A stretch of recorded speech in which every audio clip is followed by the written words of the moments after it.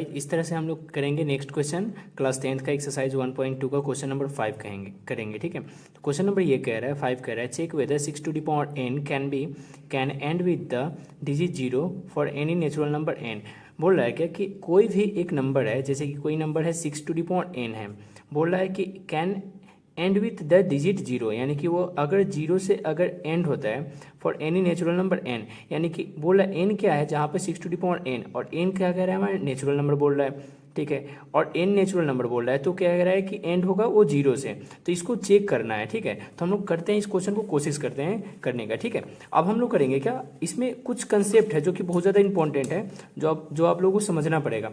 देखिए जैसे मान लो 6 टू द पावर 1 कह रहा है, ठीक है, नेचुरल नंबर बोल रहा है तो नेचुरल नंबर यहाँ पे रखकर देखते हैं कितना आएगा। 6 टू द पावर 1 तो 6 ही होगा, ये 0 तो एंड ही, 0 से एंड भी नहीं हो रहा है। जैसे 6 टू द पावर 2 तो 6 टू द पावर 2 क्या होगा 36। वैसे ही कोई नंबर रख के देख सकते हैं, ऐसे ही आप लोग 3 भी रख के देख सकते हैं, 4 भी रख के देख सकते हैं।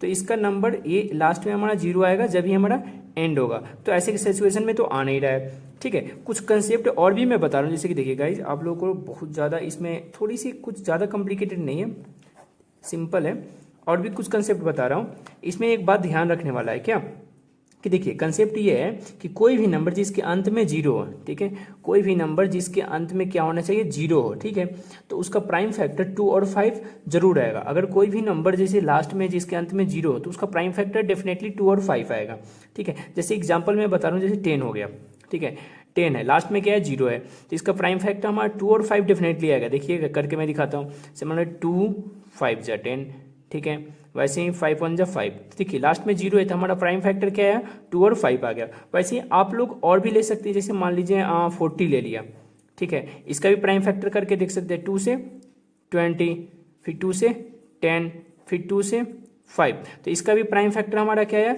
2 और 5 जरूर आया। देखिए इसमें 2 भी है और 5 आया। तो मैंने जैसे कि बताया था जिसके नंबर में, जिसके लास्ट में, कोई भी नंबर के लास्ट में अगर 0 हो उसके प्राइम फैक्टर 2 और 5 डेफिनेटली आएगा, ठीक है। जबकि यहाँ पर हमारा 6 टू द पावर n है, 6 टू द पावर n है यानी 6 है, तो 6 में तो हमारा 0 तो आ नहीं आ रहा, लेकिन उसके लिए हमें करना क्या पड़ेगा, एक और चीज़ इसके लिए ध्यान रखना पड़ेगा, ठीक है।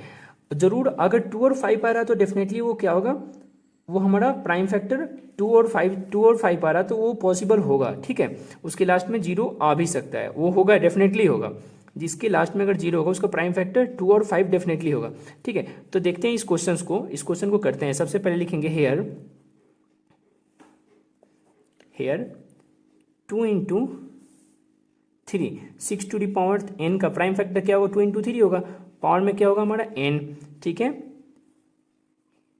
v इसका देखते हैं, देखिए 2 इंटू 3 है जो कि हमारा प्राइम फैक्टर नहीं आ रहा है, ठीक है। तो हम लोग देखेंगे we can see 6 do not have prime factor as 5। देखिए गाइज मैंने क्या बताया था, अगर जिसके लास्ट में एंड में अगर 0 होगा तो उसका प्राइम फैक्टर हमारा 2 और 5 आना चाहिए। इसमें हमारा 2 तो आ रहा है लेकिन 5 नहीं आ रहा, 3 आ रहा है, तो हमारा 3 तो नहीं होना चाहिए। अगर 3 आएगा तो हमारा वो नंबर एंड होगा, 0 से एंड नहीं होगा, ठीक है। तो यहाँ पर लिखेंगे वी कैन सी, यहाँ पर देखेंगे we can see 6 do not, 6 का जो 6 टू द पावर n था, 6 टू द पावर n का 2 इंटू 3 होगा प्राइम फैक्टर, तो 2 इंटू 3 हमारा 5 आना चाहिए था। 6 do not have prime factor as 5, इसका हमारा 5 प्राइम फैक्टर नहीं है, hence 6 to the power n can not end with digit 0। बस बहुत सिंपल सा कंसेप्ट था, यही करना है, बस यही लिख सकते हैं। फिर लास्ट में लिखेंगे 6 to the power n can not end with 0, ये हमारा 0 से एंड नहीं होगा। बहुत ही सिंपल कंसेप्ट था, आप लोगों को इसको अच्छे से प्रैक्टिस करके आप कर सकते हैं। इसी तरीके से आप लोगों को अगर एग्जाम में इसके बदले कुछ भी देगा, 2n भी दे सकता है, 4n भी दे सकता है, कुछ भी दे सकता है, ठीक है, तो इसी कंसेप्ट से करना है। और ये बहुत ही ज़्यादा वीवीआई क्वेश्चन है, इसको आप बहुत ज़्यादा प्रैक्टिस कर सकते हैं और इसको थोड़ा सा समझने की कोशिश करना है, क्योंकि एग्जाम में डेफिनेटली हर बार ये पूछा जाता है क्वेश्चन, बहुत ज़्यादा इंपॉर्टेंट है, ठीक है। तो आप गाइज करते हैं इसी तरह से हम लोग क्वेश्चन नंबर 6 करते हैं, ठीक है।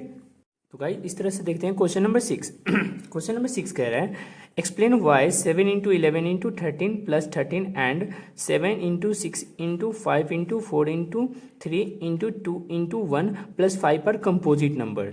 बोल रहा है क्या कि ये जो नंबर दिए गए हैं ये एक्सप्लेन करना है कि ये कंपोजिट नंबर क्यों है। ठीक है, तो कंपोजिट नंबर सबसे पहले इस क्वेश्चन को करने से पहले आप लोगों को समझना पड़ेगा कंपोजिट नंबर क्या होता है। गाइज मैंने आपको प्रीवियस क्लासेज में भी बता रखा हूँ कंपोजिट नंबर होता क्या है। ठीक है, उस पर कुछ वीडियोज़ लेक्चर भी है, अगर आप वो देखे नहीं है तो वो जाकर देख ले वीडियोज़ को, काफ़ी अच्छे से समझ में आ जाएगा। अगर आप नहीं भी देखें तो इवन मैं यहाँ पे आपको बता देता हूँ। ठीक है, तो देखिए कंपोजिट नंबर क्या होता है। मैंने कंपोजिट नंबर बताया था वो नंबर जिनके 2 और मोर फैक्टर हो। ठीक है, वो होते हैं कंपोजिट नंबर। जैसे कि देखिए यहाँ पे मान लीजिए फॉर एग्जाम्पल मैं लेता हूँ 2। देखिए 2 हमारा कंपोजिट नंबर है कि नहीं, तो देखिए 2 का फैक्टर पॉसिबल फैक्टर क्या हो सकता है, एक तो 2 खुद हो सकता है, एक 1, तो ये हमारा कंपोजिट नंबर नहीं है। वैसे ही 3 देखते हैं, 3 का प्राइम फैक्टर होता है 3 है और 1 है, ये भी कंपोजिट नंबर नहीं है क्योंकि देखिए इसके पॉसिबल फैक्टर कितने हो रहे हैं, 1 और 2 ही फैक्टर हो रहे हैं, जो कि एक से कट रहा है और खुद से कट रहा है, यानी इटसेल्फ से कट रहा है। ठीक है, तो वो नंबर, ऐसे नंबर को हम लोग कहते हैं जो 1 और इटसेल्फ से कटे, उसको कहते हैं प्राइम नंबर कहते हैं। ठीक है, इस ऐसे नंबर को कहते हैं प्राइम नंबर्स कहते हैं। ठीक है, प्राइम नंबर कहते हैं। लेकिन वो नंबर जिनके 2 और मोर फैक्टर हो, दो से ज़्यादा फैक्टर हो, कम से कम मिनिमम कम से कम 3 होने चाहिए, 3 और 4 5 6 ऊपर जितना भी फैक्टर हो, डजंट मैटर। ठीक है, वो सारे के सारे के नंबर क्या होते हैं, कंपोजिट नंबर होते हैं। ठीक है, जैसे मान लो 8 हो गया। ठीक है, तो 8 के पॉसिबल फैक्टर क्या हो सकते हैं, 8 का पॉसिबल फैक्टर क्या हो सकता है, 2 से 4 आ गया, फिर 2 से 2 आ गया, फिर 2 से 1 आ गया। तो देखिए 8 का हमारा पॉसिबल फैक्टर क्या आएगा, एक 8 आएगा, एक 4 आएगा, एक क्या आएगा 2 आएगा, एक 1 आएगा। तो इसको पॉसिबल फैक्टर्स कितने आ गए, 4 आए। तो देखिए इसके 2 से ज़्यादा है क्योंकि 8 से खुद से कट सकता है, 8 से भी कट सकता है, 4 से भी कट सकता है, 2 से भी कट सकता है, 1 से। तो ये क्या है, हमारा प्राइम नंबर नहीं है। ये इस तरह से हमारा क्या होगा, ये कंपोजिट नंबर होगा। तो ऐसे ही जितने भी नंबर्स होंगे ना जिनके 2 या 2 से ज़्यादा फैक्टर आएंगे, 2 से ज़्यादा फैक्टर आएंगे, 3 4 5 कम से कम इतना फैक्टर्स आ रहे हैं, तो वो सारे के सारे नंबर क्या होंगे, कंपोजिट नंबर होंगे। ठीक है, तो अब हम लोग करते हैं इसको, कंपोजिट नंबर तो समझ में आ गया। अब हम लोग करते हैं एक्सरसाइज के क्वेश्चंस को करेंगे। ठीक है, सॉल्यूशन करते हैं इसका। ठीक है, अब ये क्वेश्चन बोल रहा है, इसमें 2 स्टेप में बोल रहा है। पहले ये फर्स्ट पार्ट को करेंगे, चेक करेंगे कंपोजिट नंबर है कि नहीं, फिर सेकंड पार्ट को चेक करेंगे कंपोजिट नंबर है कि नहीं। तो फर्स्ट पार्ट में नंबर बोल रहा है 7 इंटू 11 इंटू 13 प्लस 13। ठीक है, इसको चेक करते हैं कंपोजिट नंबर है कि नहीं। तो भाई जब भी ऐसे क्वेश्चंस पूछे तो आप लोगों को पहले एक एक करके चेक करना है। ठीक है, अब हम लोग करते हैं इसको सोल्व। देखिए यहाँ पे हम लोग करेंगे क्या, इसमें दो टर्म है। एक तो देखो यहाँ पे मल्टीपल का टर्म है, मल्टीप्लाई का टर्म है, एक प्लस का टर्म है। तो यहाँ से यहाँ तक एक टर्म हो गया। ठीक है, और यहाँ पे एक दूसरा टर्म हो गया, यानी ये 2 पार्ट में डिवाइड हो रहा है, एक प्लस में हो रहा है, एक मल्टीप्लाई में। तो यहाँ से पहले देखेंगे ऐसा कोई नंबर है जो दोनों में हो, दोनों में जो आ रहा हो। एक नंबर है जो दोनों में है, 13। ठीक है, तो हम लोग क्या करते हैं, इसमें से 13 को कॉमन निकाल लेते हैं। ठीक है, 13 कॉमन निकाल लिए। ठीक, अब देखिए हम लोग जब 13 कॉमन निकल गया तो इसमें बचा क्या, इस प्लस से पहले देखते हैं। 13 जब कॉमन निकल गया, दोनों में था, तो बचा क्या, इसमें से 13 जब बाहर निकल गया तो बचा क्या, 7 मल्टीप्लाई 11। ठीक है, प्लस, फिर प्लस का साइन इधर वाले पार्ट में आ जाएंगे, प्लस है तो प्लस दे दिए। उसके बाद इसमें से 13 बाहर निकल गया तो यहाँ पे क्या बचेगा, 1 ही तो बचेगा। ठीक है, 1 लिख दिए।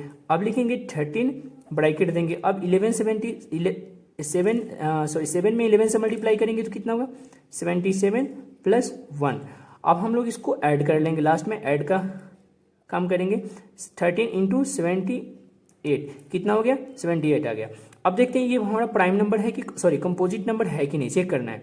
तो देखो इसमें हमारा कितने फैक्टर्स आ रहे हैं, पहले से तो 2 फैक्टर है, 13 78, और एक और हमारा क्या आएगा, 1 भी हमारा क्या है, इससे डिविजिबल है। देखो 1 से हमारा 78 डिविजिबल है कि नहीं है, तो इसके कितने फैक्टर्स आ रहे हैं, पॉसिबल फैक्टर कितने आ रहे हैं, 3 आ रहे हैं। ठीक है, तो ये हमारा क्या होगा, कंपोजिट नंबर होगा। और यही नहीं, इसके और भी तरीके हैं चेक करने का। देखो 13 तो 1 से कटेगा, खुद से भी कटेगा, और 78 को भी चेक करते हैं। 78 कितना कर सकते हैं, 78 एक तो 2 से कट गया 39 टाइम में, फिर 3 से कट गया 13 टाइम्स में।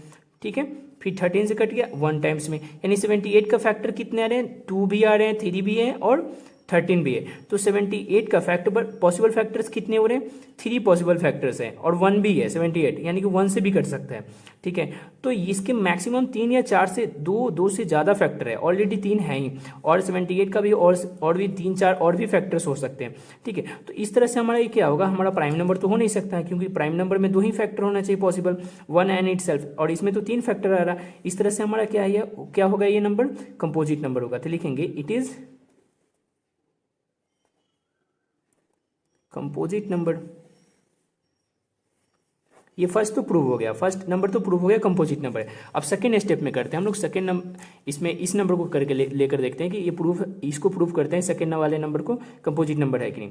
अब सेकेंड नंबर को भी देखते हैं क्या लिखा हुआ है, 7 into 6 into 5 into 4 into 3 into 2 into 1 plus 5, ठीक है, ये नंबर बोल रहा है। अब इसको चेक करते हैं, देखिए इसमें भी हमारा 2 टर्म दिया हुआ है, एक प्लस में और इधर सारे मल्टीप्लाई में, इसी सेम ही पैटर्न है, सेमी ऑपरेशन में सारे के सारे क्या है हमारा मल्टीप्लाई में और इधर एक प्लस में। तो इन सारे नंबर्स में से हम देखेंगे एक ऐसा नंबर जो दोनों में हो, प्लस के बाद में प्लस से पहले में देखेंगे जो दोनों में हो नंबर।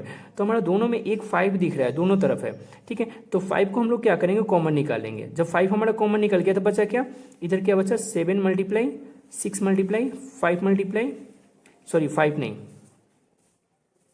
4 मल्टीप्लाई 3 मल्टीप्लाई 2 मल्टीप्लाई 1, ठीक है, प्लस अब इधर क्या बचेगा हमारा, ऑलरेडी 5 तो कॉमन निकल चुका है, तो हमारा इधर क्या बचेगा, 1 ही बचेगा ना। अब देखेंगे क्या, इसमें से हमारा जो कॉमन था निकाल लिया, ठीक है। अब सबको क्या करेंगे, 5 कॉमन जैसे के तैसे रहने देंगे।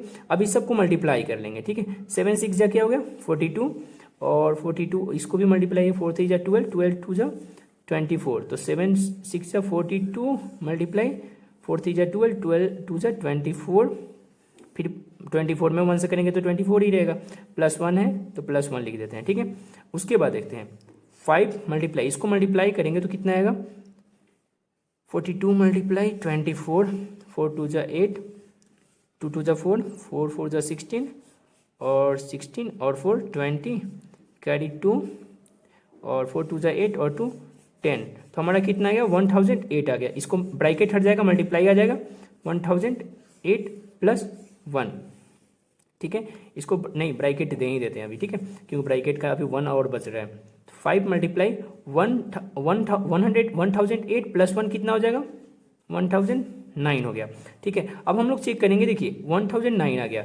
अब ये 1009 और प्लस इंटू में 1 भी तो है ना हमारा, इसका 1009 हमारा 1 से भी कट सकता है और खुद से भी कट सकता है, और भी इसके पॉसिबल फैक्टर है, ठीक है। 5 1 से भी कट सकता है, खुद से भी कट सकता है। इस तरह से हमारा इस तीनों का पॉसिबल फैक्टर कितने आ रहा है, 3 आ रहा है, 3, देखिए 5 इंटू 1009 एंड 1, क्योंकि ये तो हमारा 5 से भी कट सकता है, 1 से भी कट सकता है, ये भी हमारा 1 और वो खुद से कटेगा। तो ये पॉसिबल फैक्टर हमारे इसके कितने आ रहे हैं, इसके भी 3 आ रहे हैं, 2 तो नहीं आ रहे। तो इस तरह से हमारा ये भी नंबर क्या होगा, हमारा कंपोजिट नंबर होगा। तो लिखेंगे yes it is also composite number.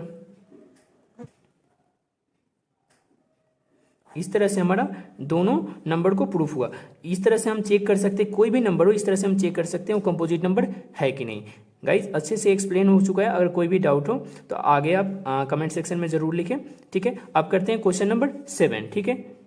Guys इसी तरह से हम क्वेश्चन नंबर 7 देखते हैं। 7 नंबर क्वेश्चन ये कह रहा है, there is a circular path around a sports field, Sonia takes 18 minute. Sonia कितना टाइम लगा रही है, 18 मिनट्स लगा रही है टू ड्राइव 1 राउंड, एक राउंड में, ठीक है, ऑफ द फील्ड, यानी किसका, फील्ड का।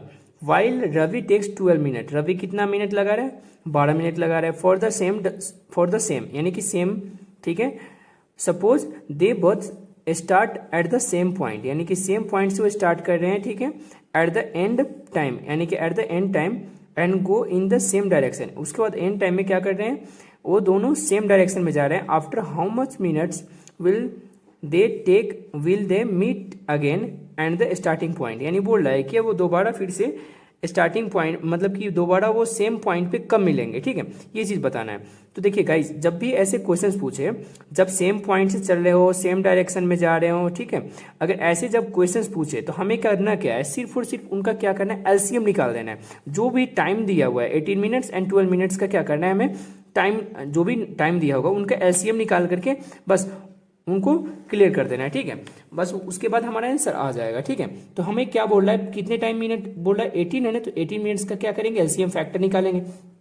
18 का फैक्टर क्या आएगा, 2 9 फिर 3 3 फिर 3 से 1, तो 18 का प्राइम फैक्टर क्या है, 2 इंटू 3 इंटू 3। उसी तरह से एक और था हमारा 12, तो 12 का प्राइम फैक्टर निकालेंगे। 12 का प्राइम फैक्टर क्या आएगा हमारा, 2 से 6, 2 से 3 फिर 3 से 1, तो हमारा क्या है इसका 2 इंटू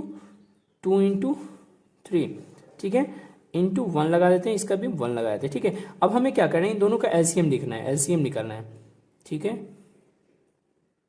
एलसीएम, तो एलसीएम क्या होगा, हम दोनों इन दोनों का, देखिए हम एलसीएम मैंने बताया था, एलसीएम में क्या होता है, जो दोनों में सबसे हाईएस्ट टाइम है, ठीक है।